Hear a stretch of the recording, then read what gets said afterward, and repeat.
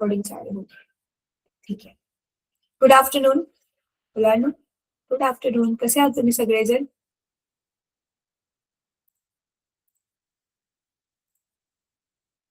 मला फक्त 2 मुलीच फक्त दिसतात आहेत. बाकीचे कोणी दिसतच नाहीयेत. कॅमेरा ऑन करा मुलांनो.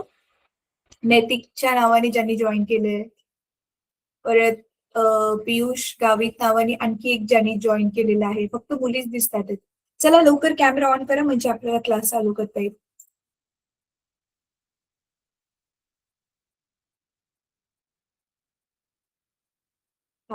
अच्छा मला सांगा, आपण परवा दिवशीच आपला क्लास होता ना, काय शिकलेलो त्याच्यात?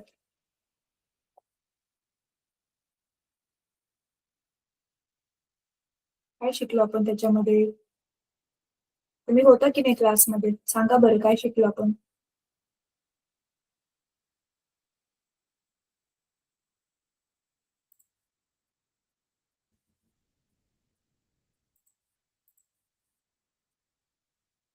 अनम्यूट करून बोला मुलांना. आपण बघितलं ना, फ्रिक्वेन्सी काय असते, वेव्हलेंथ काय असते, ते सगळं आपण बघितलेलं होतं, राईट? तर आज आपण त्याच्या पुढचा भाग घेणार आहोत. मला फक्त आठवण करून म्हणजे चेक करायचे तुमच्या किती लक्षात आहे. टाइम पिरियड काय असतं कोण सांगेल मला? टाइम पिरियड काय असतं कोण सांगेल मला?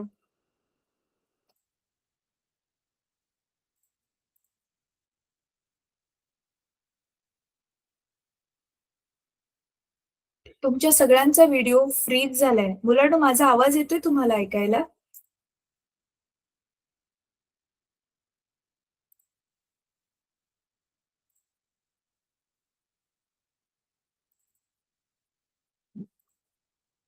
संगीता मॅम.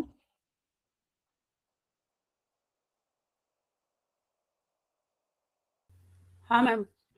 ये इनके कुछ बच्चों के ना वीडियो में मुझे फ्रीज दिखाई दे रहे हैं. आपको भी फ्रीज ही दिख रहे हैं क्या? हाँ मैम। अच्छा ठीक आहे. शायद इनके यहाँ नेटवर्क का इश्यू आहे.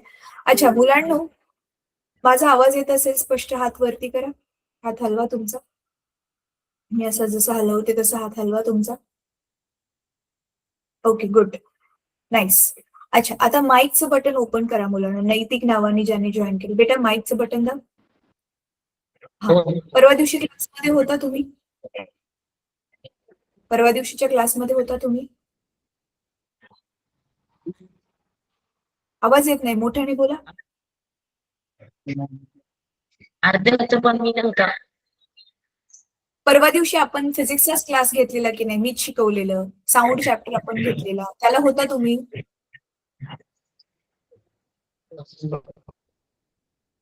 परवा दिवशी हाच रे 3 वाजताच्याच वेळेला. मुलीनं तुम्ही होता का?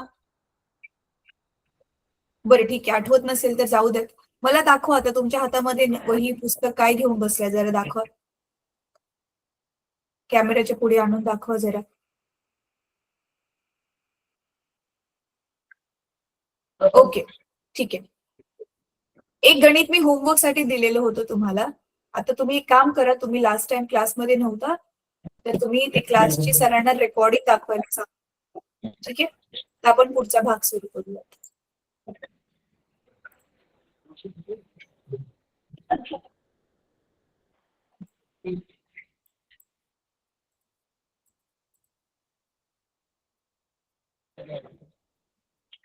हे बघा, हा जो तुमचा साऊंड चॅप्टर आहे, स्टडी ऑफ साऊंड, हा वाला चॅप्टर आपण स्टार्ट केलेला आहे. 2 पिरियड ऑलरेडी झालेत आपले त्या धड्याचे.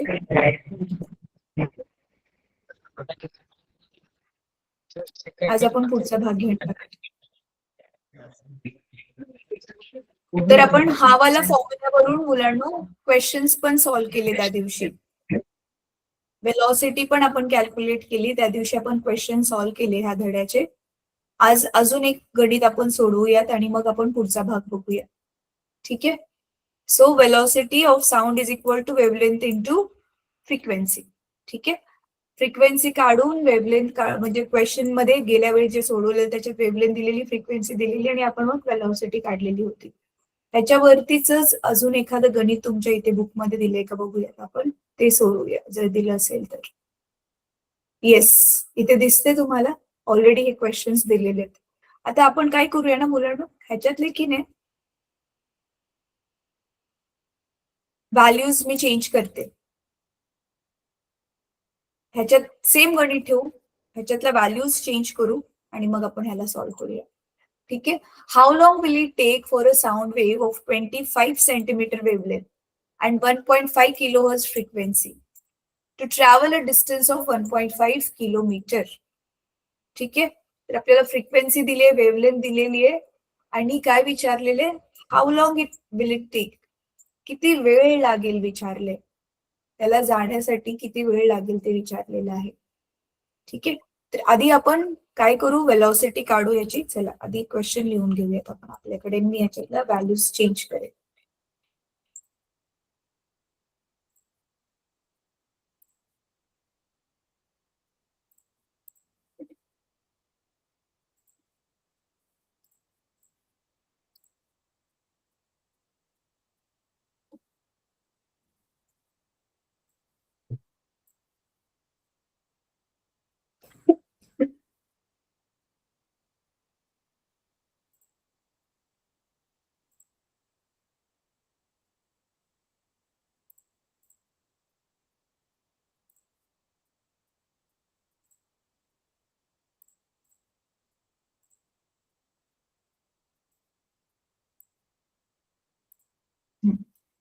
माझा व्हाईट बोर्ड दिसतोय मुलांना? व्हाईट फळा दिसतोय?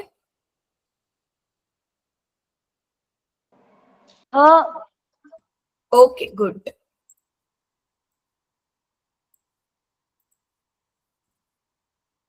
बघा, हे गणित आता मी इथे कॉपी करून घेतलंय माझ्या स्क्रीनवरती.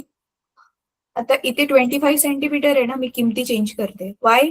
कारण पुस्तकामधली गणितं दिली ती तुम्ही स्वतःहून नंतर सोडवायचे. आता आपण सध्या इथे किमती चेंज करून घेऊयात. ठीक आहे, इथे 2 करते मी. सो आता क्वेश्चन तुम्ही बघू शकता. How long will it take for a sound wave of 30 centimetre wavelength and 1.5 kilohertz frequency to travel a distance of 2 kilometre. आधी ना मुलांनो नेहमी क्वेश्चन समजून घ्यायचा. क्वेश्चन जोपर्यंत समजत नाही तोपर्यंत पुढे नाही जायचं. कारण क्वेश्चनच नाही समजला तर तुम्ही जे पण पद्धत वापरसाल त्याच्यामध्ये गणित चुकण्याचे डेफिनेटली चान्सेस आहेत. आता बघा काय सांगितलेलं आहे की लिहिण्याची पद्धत पण बघा, स्टेप बाय स्टेप जायचं, एकदम जम्प नाही करायचे कशावरती. आधी आपण लिहिणार इथे, जसं मी तुम्हाला नेहमी शिकवते.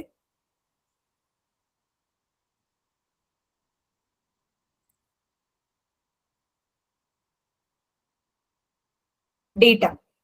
How long will it take for a sound wave of 30 centimetre wavelength.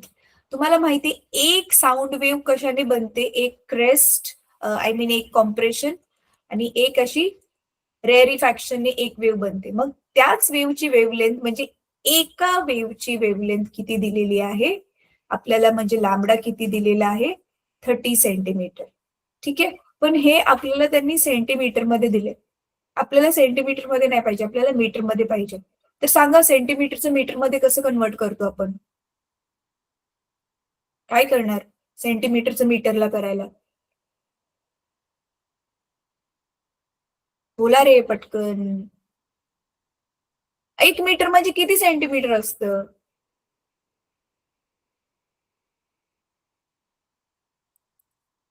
एक सेंटीमीटर, सॉरी 1 मीटर 100 सेंटीमीटर असतं की नाही? 1 मीटर मध्ये 1 मीटर एवढं जे लांब असतं 100 सेंटीमीटर असतं. मग आता आपल्याला उलट करायचंय, मीटरचं सेंटीमीटर मध्ये करायचंय. मग 10 ने 100 ने मल्टिप्लाय करणार की डिवाइड करणार? डिवाइड करणार ना. ह्या बेसिक गोष्टी तर मुलांना तुम्हाला 6वी 7वी मध्ये शिकवलेले आहेत. तर बघा मग मी काय करते, म्हणून हे जे 30 सेंटीमीटर आहे तर 30ला 100 ने डिवाइड केलं आणि मग हे मीटर मध्ये कन्वर्ट झालं. मग हा 0 0 कट झाला आणि 3/10 असलं माहितीये ना तुम्हाला, खाली डिनॉमिनेटर मध्ये एक नंतर एक 0 असेल तर we can write it as 0.3 metre. Understood? हे कळलं असेल तर हात वर करा. हे मी काय केलं ते कळलं असेल तर हात वर करा. कळलं असेल तर हात वर करा. असा मला दिसाल तुम्ही म्हणजे मुलांनो. कळलं का काय केलं मी? जस्ट सेंटीमीटरचे मीटरमध्ये कन्व्हर्ट केलं. 100ने भागून, डिवाइड करून. मग लॅम्बडा मिळाला. सो 30 सेंटीमीटर वेव्हलेंथ आहे. आता काय दिलंय? फ्रिक्वेन्सी किती? 1.5 किलोहर्ट्झ. तर फ्रिक्वेन्सी म्हणजे आपण फ्रिक्वेन्सीला तुमच्या बुकमध्ये हे असं चिन्ह दिलेलं आहे. ह्याला न्यू म्हणतात. ह्याला तुम्ही एन पण नाव देऊ शकता मुलांना. एन पण नाव देऊ शकता किंवा हे वालं चिन्ह जे पुस्तकात दिलंय ते चिन्ह पण तुम्ही वापरू शकता. ते फ्रिक्वेन्सीचं चिन्ह आहे. न्यू नाव दिले त्याला. आता ती किती आहे? 1.5 किलो हर्ट्झ. अगेन इथे पण आपल्याला किलो नको पाहिजे, फक्त हर्ट्झ पाहिजे. मग आता किलोचं तर आपल्याला हर्ट्झ मध्ये करायला डायरेक्ट किलोचं छोटं करतोय तर आपण डायरेक्ट त्याला हजाराने गुणणार. बरोबर आहे? So 1.5 into 1000 hertz. तर सध्या ह्याला आपण असंच ठेवूया. आता काय काढायचंय आपल्याला? डिस्टन्स ती किती लांबपर्यंत चालत चालली आहे ते डिस्टन्स दिलेलं आहे 2 किलोमीटर. तर ह्याला आपण मग काय लिहिणार? 2000 मीटर. म्हणजे सगळं एसआय युनिट मध्ये कन्वर्ट केलं. कळतंय तुम्हाला? ही वेव्ह इथून तिने चालायला सुरुवात केली आहे. फॉर एक्झाम्पल ही एका साऊंड वेव्हने आणि तिला असं पुढे जात जात जात किती अंतर जायचंय? 2000 मीटर. कळतंय? मग तिला इकडे पूर्ण ह्या वेव्हला जाण्यासाठी किती वेळ लागेल ते कॅल्क्युलेट करायचं आपल्याला. ठीक आहे, तर आपण हा डेटा लिहून काढला.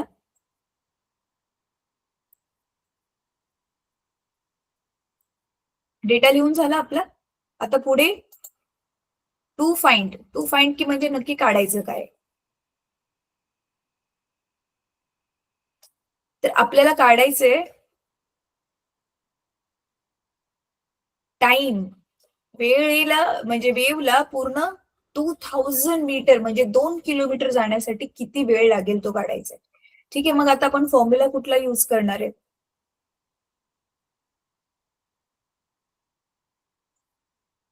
आपण दोन फॉर्म्युलेज यूज करणार आहे इथे. एक तर वेलॉसिटी काढणार आपण वेव्हची, न्यू लॅम्बडा हा वाला फॉर्म्युला, फ्रिक्वेन्सी इंटू वेव्हलेंथ. आणि दुसरा फॉर्म्युला आपण कोणता यूज करणार? आपला नॉर्मल फॉर्म्युला, वेलॉसिटीचा फॉर्म्युला. इथे बघा जो पुस्तकामध्ये दिलेला आहे ते दिसतोय तुम्हाला? हे वेलॉसिटी वाला. तर इथे टाइमच्या हिशोबाने त्याला मॉडिफाय करून लिहिले, पण ओरिजिनल फॉर्म्युला आपण लिहू. Velocity is equal to distance upon time. ठीक आहे.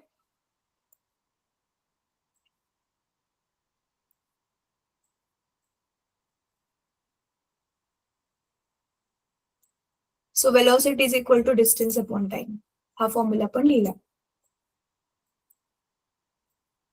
मुलांनो अनम्यूटच ठेवा. तुमच्या मागे काही आवाज नसेल ना, कालवा नसेल तर तुम्ही अनम्यूट करूनच बोलत राहा मधून मधून. हो मॅम, नाही मॅम. तर मला जरा समजेल की तुम्हाला किती समजते. कळलं काय काय लिहिलं?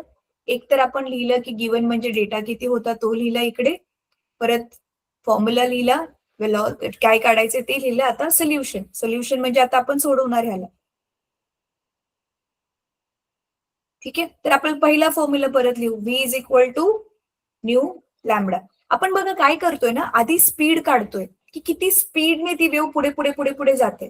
स्पीड काढल्यावरती डिस्टन्स किती जायचंय तिला ते माहितीच आहे, मग आपण टाइम काढू शकतो. तर चला मग आता हे न्यू इज इक्वल टू, आता फ्रिक्वेन्सी आपण किती काढलेली होती? फ्रिक्वेन्सी बघा इथे किती दिलेली होती? न्यू 1.5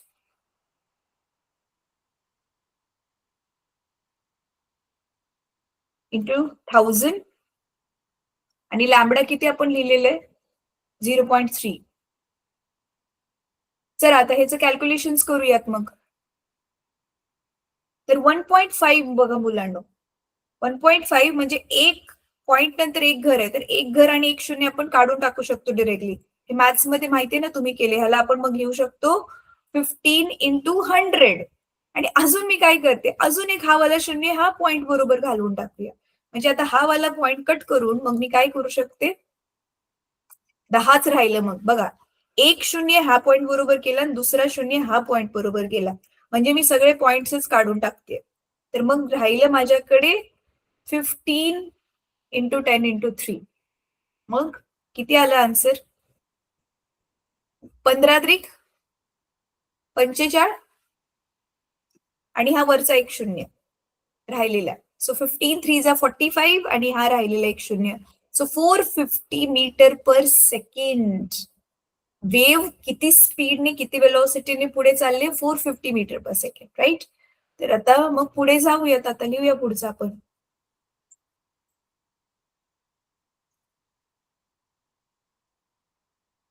आता पुढचं मी इकडे लिहिते मुलांना, मला इथे जागा नाहीये. तर मग आता काय, हा वाला सेकंड वाला फॉर्म्युला आपण वापरायचा. Velocity is equal to distance upon time.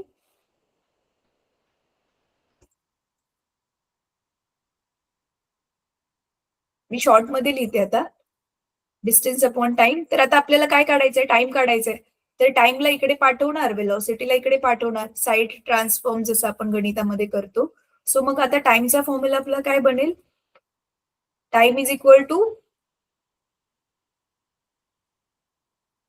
Distance. एक मिनिट हा, हे ना इंटरनेटचा थोडासा इश्यू झाला ना, मी लिहिताना ते नीट येत नाही. So distance upon velocity. ठीक आहे. मग डिस्टन्स ऑलरेडी दिलेलं होतं बघा, 2 किलोमीटर.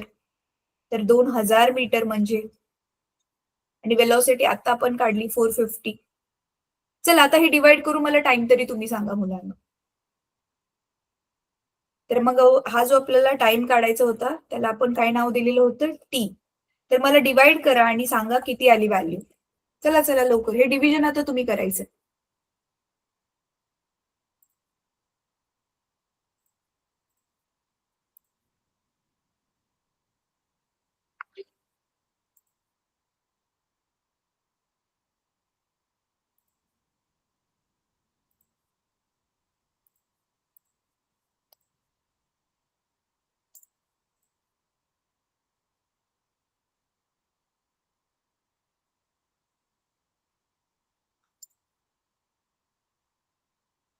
बेटा मला कोणच दिसत नाहीये. 2000 ला 450 ने डिवाइड करा आणि सांगा मला.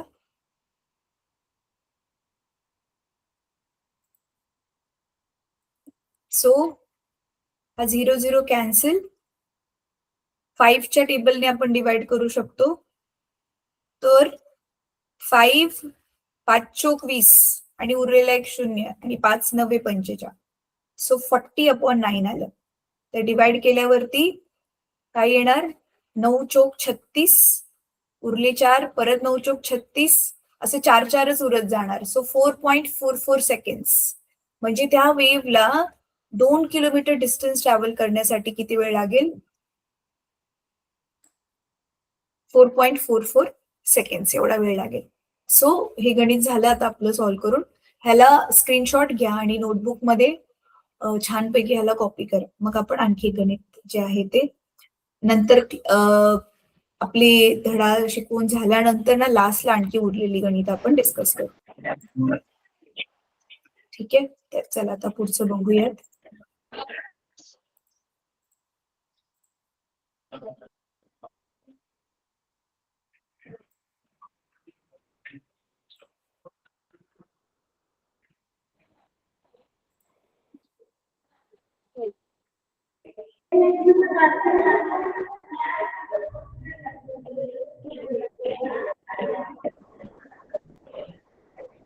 अच्छा, इथे हा जो टेबल दिलाय मुलांनो, हा आपण लास्ट होता. त्याच्यामध्ये जे आहे ते साऊंड कुठकुठल्या मीडियम मध्ये कसा कसा ट्रॅव्हल करतो ते दिलेलं आहे. यू कॅन सी सॉलिड्स मध्ये साऊंड स्पीड जो आहे तो सगळ्यात जास्त आहे. वायू पदार्थांमध्ये तो सगळ्यात जास्त फास्ट ट्रॅव्हल करतो. सो बघा टेबलामध्ये अल्युमिनियम मध्ये तो सगळ्यात फास्ट आहे. अरे अल्युमिनियम पेक्षा निकेल मध्ये सगळ्यात जास्त फास्ट आहे, 6040. हवेमध्ये पण त्याचं दिलेलं आहे. पण हे सगळं 25 डिग्री सेल्सिअस साठी दिलेलं आहे. जर टेम्परेचर चेंज झालं तर मग काय होणार? स्पीड पण चेंज होणार. तर म्हणून हे कॉन्स्टंट जे टेम्परेचर आहे त्याला ह्याचा किती स्पीड आहे तो इथे त्यांनी दिलेला आहे. ठीक आहे. तर चला आता आपण पुढचा भाग बघूयात. काय दिलेलं आहे ह्यांनी, velocity of sound in a gaseous medium. आता मुलांनो, थांबा मी चॉक शेअर करते.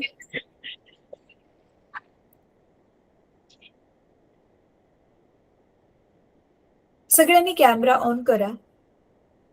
बहुतेक तुम्ही डिस्कनेक्ट झालेला, काही हरकत नाही. कॅमेरा ऑन करा सगळ्यांनी. कॅमेरा ऑन होता ज्यांचं त्यांचं पण ऑफ झालं. ऑन करा सगळ्यांनी.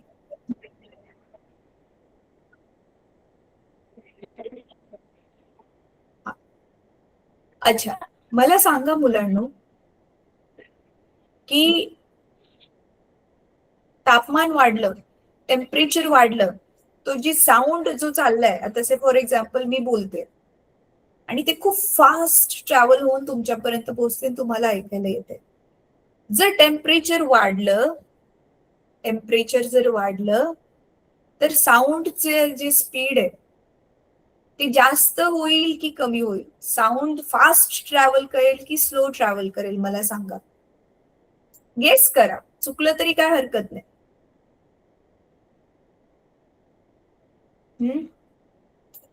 टेम्परेचर वाढलं की साऊंड फास्ट ट्रॅव्हल करेल की स्लो ट्रॅव्हल करेल?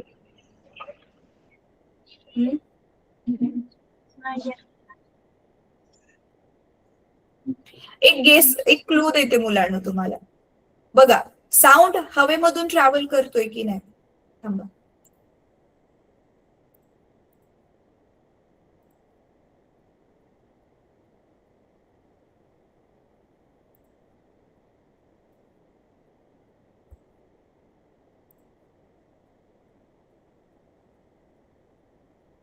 अच्छा, आता मुलांना तुम्ही डिस्कनेक्ट झालेला ना, हे गणित जे ते रेकॉर्डिंग मध्ये बघा. स्क्रीनशॉट घ्यायला येत असेल ना, पटकन ह्याचा स्क्रीनशॉट घ्या. तुम्हाला कोणाला जर स्क्रीनशॉट घ्यायला येत असेल ना, स्क्रीनशॉट घ्या. गणित जे आता आपण ह्याचं सोडवलेलं आहे. मी काम करते, मीच घेते स्क्रीनशॉट आणि तुमचा जो ग्रुप बनलेला आहे ना टाइम ग्रुपचा, त्याच्यामध्ये टाकते आणि मग तुम्ही गावित सरांना ते तुम्हाला दाखवायला सांगा. ठीक आहे.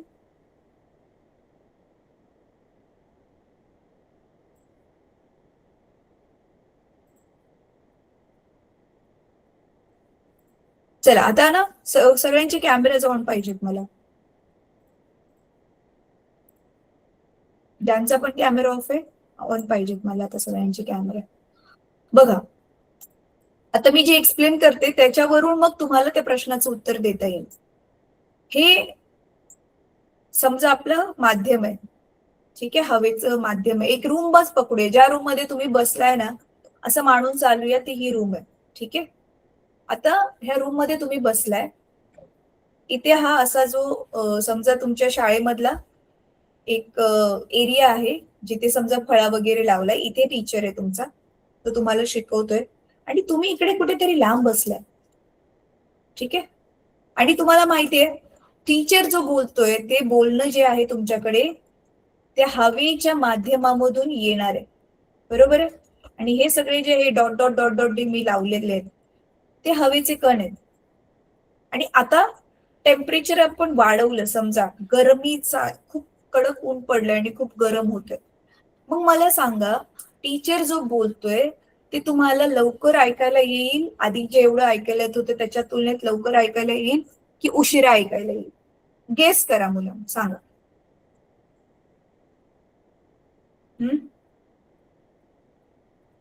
सांगा रे, तुक्का मारला तरी काहीतरी विचार करून सांगा. फास्ट ऐकायला येईल, स्लो ऐकायला, कसं ऐकायला येईल? बघा, गरमी वाढल्यामुळे काय होणार आहे लक्षात घ्या. साऊंड कोण तुमच्यापर्यंत घेऊन येतोय? हे जे हवेचे कण आहेत ते साऊंड तुमच्यापर्यंत घेऊन येतात आहेत की नाही? हे पास पास करतात आहेत की नाही साऊंडला? असं आपल्या घेऊन देणं असं पासिंग पार्सल जसं गेम असतो तसं हे पास पास करतात आहेत साऊंडला. मग आता काय होईल ना मुलांनो, गरमी वाढल्यामुळे ना आता हे जे पार्टिकल्स आहेत ते एका जागेला जे हळूहळू व्हायब्रेट करत होते ना, आता ते फास्ट व्हायब्रेट करायला लागतील. कळतंय तुम्हाला? आता ते फास्ट व्हायब्रेट करायला लागतील. त्याच्यामुळे मग कारण त्यांना एक्स्ट्रा एनर्जी मिळते गरमी वाढल्यामुळे, हीट एनर्जी त्यांना मिळते. मग आता जे फास्ट फास्ट फास्ट ते जे व्हायब्रेट करतील ना, त्याच्यामुळे ते साऊंडला पण फास्ट फास्ट तुमच्यापर्यंत पोहोचवतील. म्हणून टेम्परेचर वाढलं की स्पीड ऑफ द साऊंड पण वाढतं आणि त्याच्यामधलं मग काय रिलेशन आहे, V is directly proportional to under root of T. म्हणजे हे वाढवलं की हे पण वाढणार आहे, पण त्याच्यासाठी एक अट आहे की ते अंडर रूट टीच्या स्वरूपामध्येच वाढतं. म्हणजे काय म्हणायचंय मला नक्की, समजा सुरुवातीला जे टेम्परेचर होतं, नीट ऐका मुलांना, सुरुवातीला जे टेम्परेचर होतं ते किती होतं, 2 होतं. आता समजा ते टेम्परेचर 4 झालं, म्हणजे आता तुमचा जो साऊंड आहे तो किती पटीने वाढणार आहे. आधीचा किती होता, आधीचं टेम्परेचर 2 होतं, समजा त्यावेळी साऊंड किती होता, सपोज त्यावेळी साऊंड होता 330, आणि आताचा जो साऊंड बनेल मग कसा बनेल माहितीये, आता टेम्परेचर 4 केलं ना तुम्ही, मग हा सपोज अंडर रूट 4 ने वाढवलं, तर 4 केलं, समजा 4च केलं, तर आताचं करंट टेम्परेचर 4 आहे ना, तर अंडर रूट ऑफ 4 इंटू आधीचा स्पीड, एवढ्या पटीने ते वाढेल. म्हणजे जवळजवळ दुप्पट झालं ते, कळतंय.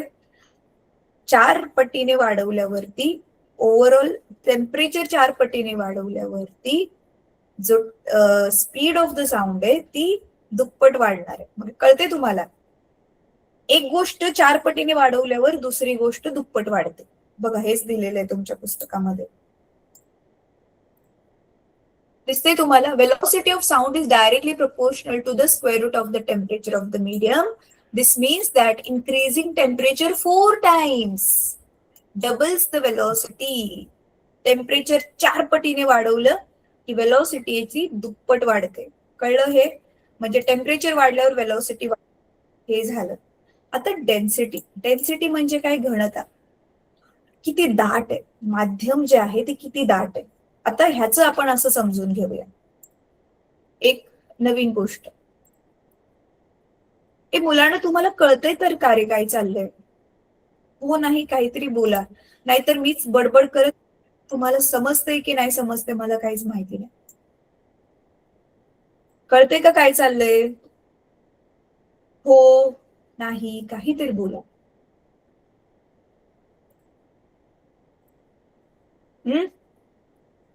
आता समजा 2 रूम घेऊया, ही पहिली रूम, ही दुसरी रूम. पहिल्या रूम मध्ये इथे ना एका स्पीकरवर छानपैकी गाणं लावलंय आणि इथे हवाच आहे पहिल्या रूमच्या आतमध्ये, आणि इथे तुम्ही बसलाय आणि तुम्ही गाणं ऐकताय. आता सेम टू सेम तेच स्पीकर, तेच गाणं, असं स्पीकर घेतलंय की जो पाण्यामध्ये पण काम करेल, आणि ह्या रूम मध्ये मुलांना पाणी भरलंय सगळं, आणि तुम्ही इथे आतमध्ये बसलाय. इथे काय आहे, हवा. इंग्लिश मध्ये लिहिलंय, तुम्ही इंग्लिश मिडियमच्या आहात ना.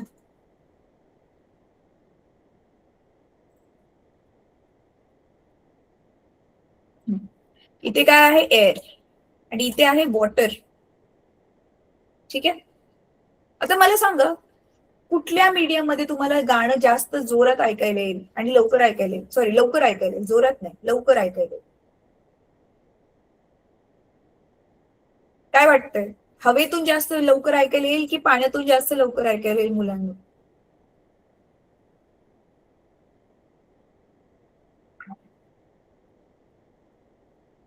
तुक्का तरी मारा. एक मिनिट हा.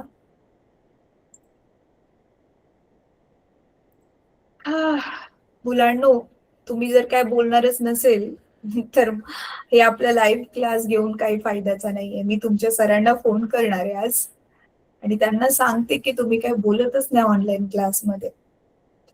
अनम्यूट करा आणि कॅमेरा ऑन करा बरं. चुकलं तरी चालेल, मी काय तुम्हाला ओरडणार नाहीये, पण काहीतरी बोला.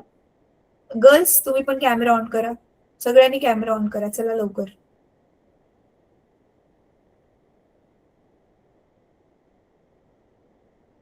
कोणीच नाही दिसत आहे मला.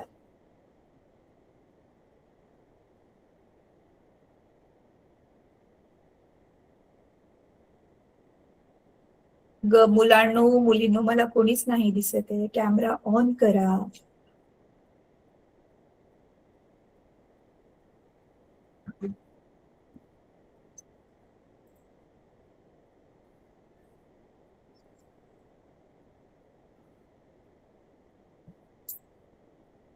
हा, प्रश्न कळलाय? प्रश्न कळला असेल तर थम्सअप दाखव मला.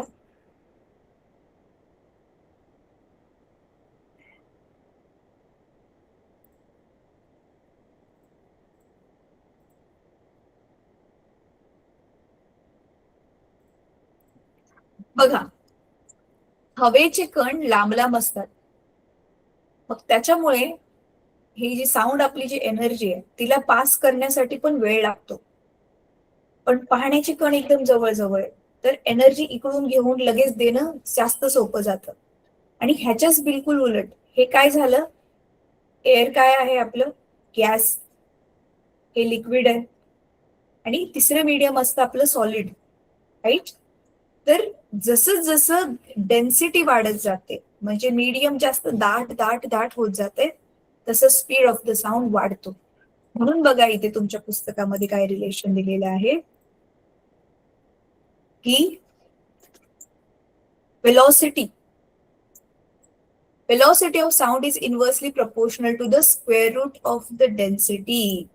Increasing density 4 times reduces velocity to half of its value. कळते? इन्व्हर्सली प्रपोर्शनल म्हणजे आपण त्याला जास्त दाट केलं तर काय होईल, वेलॉसिटी जी आहे ती इन्व्हर्सली प्रपोर्शनल दाखवते.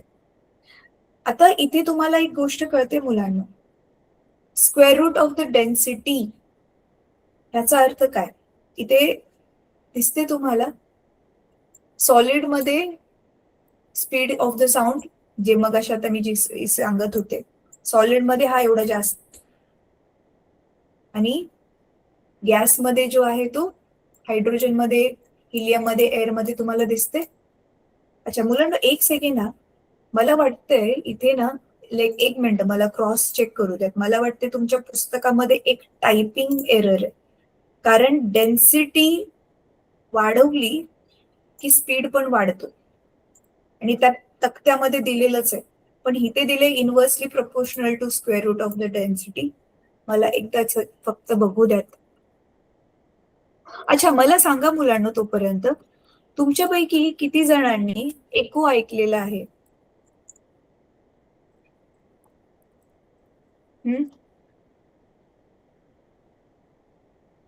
तुमच्यापैकी एको किती जणांनी ऐकलेला आहे?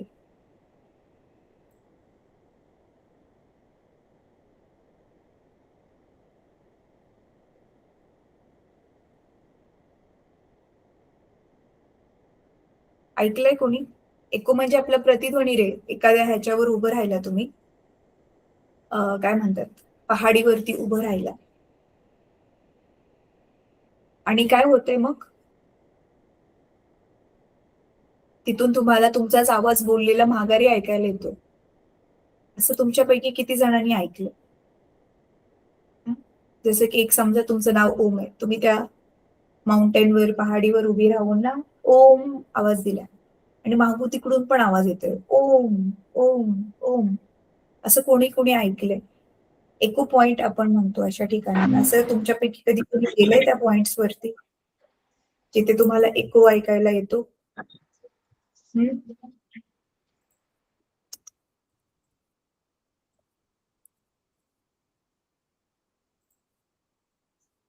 नाही? बर, नसेल जर गेलात तर तुम्ही ना, तर आपण काय करूयात, ते कन्सेप्ट आधी समजून घेऊयात, आणि बघा तुम्हाला जमलं तर अशा ठिकाणी नक्की विजिट करा की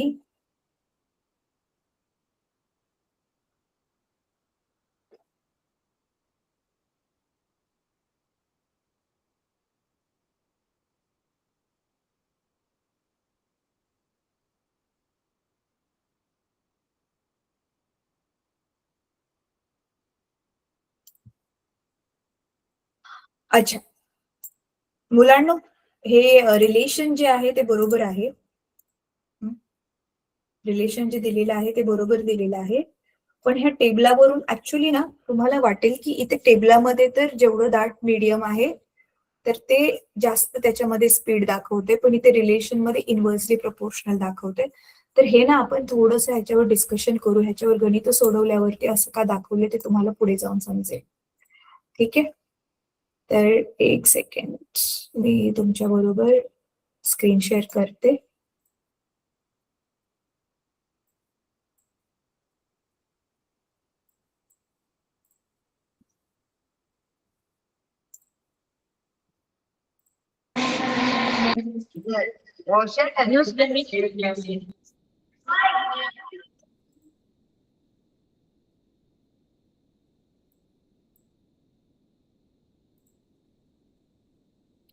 बघा, तर इथे density velocity of sound is inversely proportional to square root of density. म्हणजे इन्क्रीडिंग डेन्सिटी 4 टाइम्स. इथे काय केलेलं, टेम्परेचर 4 टाइम वाढवलेलं, तर काय होत होतं, वेलॉसिटी जी आहे ती डबल होत होती. Doubles the velocity. इथे डेन्सिटी आपण 4 वेळा वाढवली, 4 पट केली, तर साऊंडची जी वेलॉसिटी आहे ती अर्धी होणार. ठीक आहे. पुढे ऍक्च्युली इथे सांगितले असं की सॉलिड, लिक्विड्स आणि जे गॅसेस आहेत त्या आहे त्याच मीडियमची डेन्सिटी जर आपण वाढवली, तर त्याच मीडियम मधून जाणारी जी आहे ती साऊंडची वेलॉसिटी कमी होईल, असा त्याचा अर्थ आहे मुलांना. कळते का तुम्हाला? म्हणजे समजा हे अल्युमिनियम आहे, अल्युमिनियम मधून स्पीड ऑफ द साऊंड किती, एवढा एवढा आहे. मग त्याच अल्युमिनियमची डेन्सिटी सपोज आपण काही करून अजून जास्त दाट केली, वाढवली, तर स्पीड ऑफ द साऊंड काय होईल, त्याचा कमी होईल, असा त्याचा अर्थ आहे. ठीक आहे. आता molecular weight. Molecular weight, you know what is molecular weight? कुठल्या पण ऍटम मध्ये जे प्रोटॉन्स असतात आणि न्यूट्रॉन्स असतात, त्याला आपण काय करतो, ऍड करतो. मग त्यालाच आपण काय म्हणतो, मॉलिक्युलर वेट. तुम्ही मला सांगू शकता का, ऑक्सिजन जो गॅस आहे त्याचं मॉलिक्युलर वेट किती आहे मुलांना?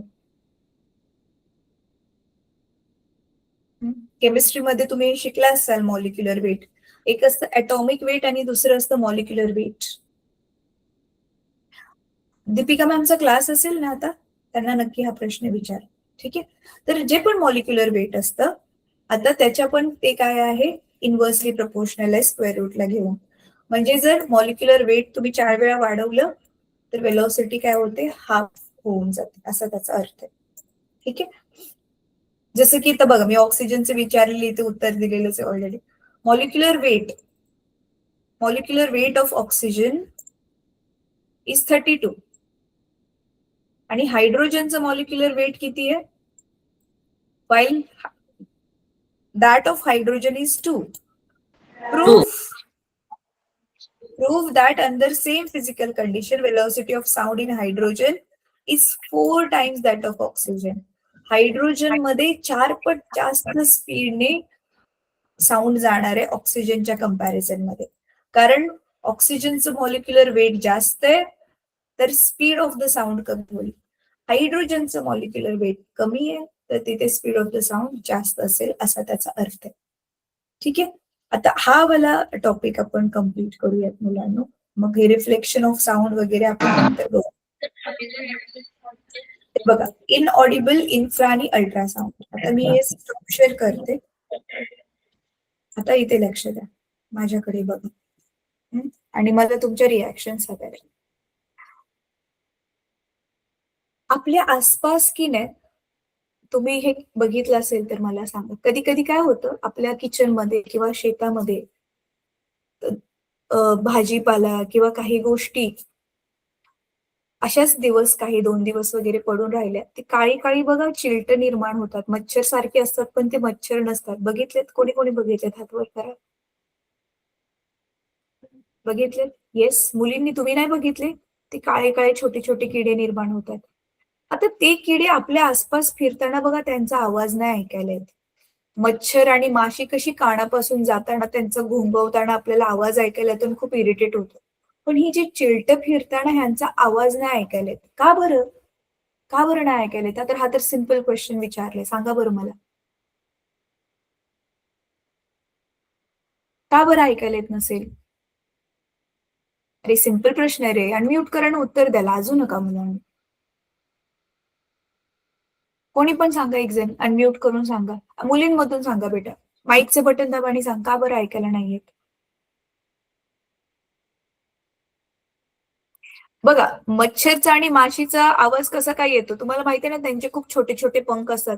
खूप फास्ट फास्ट फास्ट ते पंख हलवतात आणि इकडून तिकडून उडतात. मग तो जो आपल्याला आवाज येतो तो त्यांच्या पंखांचा आवाज असतो हे माहितीये. हे तोंडातून तर ते आवाज नाही काढत, पंखांचा आवाज असतो. मच्छर नाही का करतो, तो त्यांच्या पंखांचा आवाज असतो. तर मग हे जी छोटी छोटी काळी चिलटे आहेत ना, ह्यांचे पण पंख असतात, ते आवाज करतात. पण तो आवाज एवढा छोटा असतो की तो आवाज आपल्याला ऐकायला येत नाही. तर ह्या जगामध्ये असे खूप सारे आवाज आहेत जे आपल्या माणसाला ऐकायला येत नाहीत, पण काय काय विशिष्ट प्राण्यांना ते आवाज ऐकायला येतात. अच्छा, आता अजून एक ह्याच्याशीच रिलेटेड प्रश्न तुम्हाला विचारते मुलांनो. तुम्ही असं ऐकलंय की भूकंप जर येणार असेल तर प्राण्यांना, पक्ष्यांना आधीच कळतं आणि ते तिकडून निघून जातात, उडून जातात, पळून जातात. हे ऐकलंय तुम्ही? हो. कारण भूकंपाच्या पण ज्या लहरी आहेत ना, त्या भूकंपांच्या लहरीचा पण आवाज आपल्याला ऐकायला नाही येत, पण ह्या प्राण्यांना ऐकायला येतो. आणि मग त्यांना जाणवतं की अरे इथे काहीतरी खतरा आहे. खतरा म्हणजे काय? खतऱ्याला मराठीत काय म्हणतात हो मुलांनो? संकट आहे. आणि ते तिथून लगेच पळून जातात स्वतःचा जीव वाचवण्यासाठी. आपल्याला मात्र ते लेट कळतं कारण आपल्याला तो आवाज ऐकायला येत नाही. म्हणून मग इथे आता बघा तुमचा हा जो पॅरेग्राफ दिलाय ना, ह्याचं तुम्ही वाचन करून यायचंय मुलांनो. ह्याच्यामध्ये काय दिलंय की आपल्याला कुठला आवाज ऐकायला येतो आणि आपल्याला कुठला आवाज ऐकायला येत नाही. तर त्याची की नाही एक रेंज आहे. रेंज आहे म्हणजे काय? कुठून ते कुठल्या मापाचा आवाज आपल्याला ऐकायला येईल आणि कुठून ते कुठल्या मापाचा आवाज आपल्याला ऐकायला येणार नाही. तर बघा, एक आहे ऑडिबल. ऑडिबल ऑडिबल म्हणजे ऐकू येणारा. We can hear it. It is audible. Audible म्हणजे ऐकू येणारा आवाज. तर आपल्या माणसाला कुठून ते कुठपर्यंत आवाज ऐकायला येतो हे बघा, ह्याला पाठ करायचंय मुलांना. 20 हर्ज, ज्याची फ्रिक्वेन्सी 20 हर्ज पासून 20,000 हर्ज पर्यंत आहे. किती रिपीट करा? आकडा रिपीट करा. कुठून ते कुठपर्यंत? अनम्यूट करा आणि आकडा रिपीट करा. 20 hertz and higher than 20,000 hertz. Yes. So 20 हर्ज पासून 20,000 हर्जच्या मधला साऊंड आपल्याला ऐकायला येतो. त्याला आपण ऑडिबल साऊंड म्हणतो. ठीक आहे. तर बघा, आता हे तुम्ही वाचून यायचे नेक्स्ट क्लासमध्ये, जे मी आता तुम्हाला एक्सप्लेन करते. आणि ह्याच्यावरच आधारित मी काही क्वेश्चन्स मी तुम्हाला पुढच्या आठवड्यात आपला जो क्लास असेल त्यावेळी विचारणार आहे मुलांना. तर मला त्याची तुमच्याकडनं उत्तरं हवी. बघा, नीट ऐका, नीट ऐका. हे बघा, आपल्याला कुठून ते कुठपर्यंत ऐकायला येतोय आवाज? 20 हर्ज पासून ते 20,000 हर्ज पर्यंत जो जो आवाज आहे तो आपल्याला ऐकायला येतोय. दिस इज ऑडिबल. काय आहे? ऑडिबल. ह्याच्यापेक्षा कमी असतो ना मुलांनो, 0 पासून मानूया समजा आपण. 0 पासून ते 20 हर्ज पर्यंतचा जो आवाज आहे ह्याला आपण म्हणतो इन्फ्रासाउंड. काय म्हणतो याला? इन्फ्रासाउंड. आणि मग ह्याच्या वरचा पुढचा जो मोठा एकदम आवाज असेल ना, 20 पासून तो वाढत वाढतच चाललाय. समजा 40,000 झाला, समजा 50,000 झाला, 1,00,000 झाला. तर ह्या पुढचा जो साऊंड असतो ह्याला आपण म्हणतो अल्ट्रासाउंड. काय म्हणतो? अल्ट्रासाउंड. तर ऑडिबल साऊंड आहे हा आपल्याला माणसाला ऐकायला येतो. आता तुम्हाला प्रश्न काय आहे मुलांनो होमवर्कसाठी, ह्याचं लिहून घ्या. इन्फ्रासाउंड कुठल्या अॅनिमल्सला ऐकायला येतो आणि अल्ट्रासाउंड कुठल्या कुठल्या अॅनिमल्सला ऐकायला येतो? हे तुम्ही हे पुस्तकातून वाचून मला नेक्स्ट क्लासमध्ये ह्याची उत्तरं देणार आहात. कळलं मी काय म्हणते? आणि अल्ट्रासाउंड कोणाकोणाला ऐकायला येतो? आपल्याला तर ऐकायला येतच नाही, पण बाकी कोणाकोणाला ऐकायला येतो हे तुम्ही मला नेक्स्ट क्लासमध्ये सांगायचे. हाच तुमचा होमवर्क आहे. आणि दुसरा होमवर्क काय आहे? मी जे आता गणिताचा स्क्रीनशॉट तुमच्या ग्रुपमध्ये टाकणार आहे, तर तो स्क्रीनशॉट सरांकडून घेऊन तो वहीमध्ये कॉपी करा. चला, थँक्यू सो मच मुलांना जॉईन होण्यासाठी. आपण पुढच्या आठवड्यामध्ये आता भेटूया. आणि ट्राय करा की जरा वेळेच्या 2-3 मिनिटं आधीच लॅपटॉपच्या समोर रेडी राहायचं. हो. आणि जिथे नेटवर्कचा इश्यू नाहीये तिथे बसा, कारण आज तुम्ही बऱ्याच वेळा मीटिंग मधनं डिस्कनेक्ट झाला. ओके मुलांना, thank you so much. Bye madam.